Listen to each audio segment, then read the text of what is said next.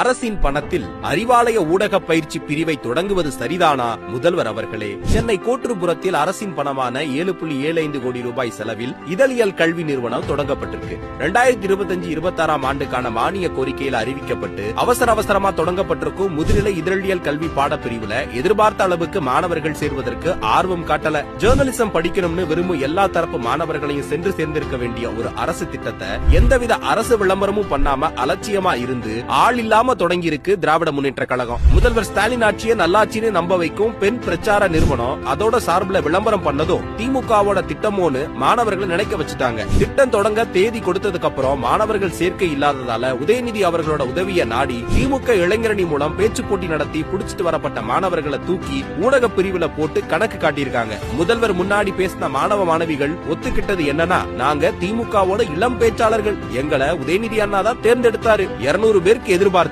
வந்து சேர்ந்திருக்கும் 60 பேர்லயும் அதிகம் பேர் திமுக ஊடக பிரிவை சேர்ந்தவர்கள் தானா? தேர்தல் நெருங்கும் நேரத்துல ஊடகவியலாளர்களை கைக்குள்ள போட்டுக்கு வித்தைக்கு அச்சாரமா தான் அவசரமா ஒரு திட்டத்தை அறிவிச்சு ஆதரவு ஊடகவியலாளர்களை கூப்பிட்டு ஐஸ் வச்சு அனுப்பியிருக்காரு முதல்வர் ஸ்டாலின். மக்களோட வரி பணத்துல கட்சிக்கு ஊடக பிரிவை வளர்க்கும் திமுக அரசின் இந்த செயலை வன்மையா கண்டிக்கிறோம்.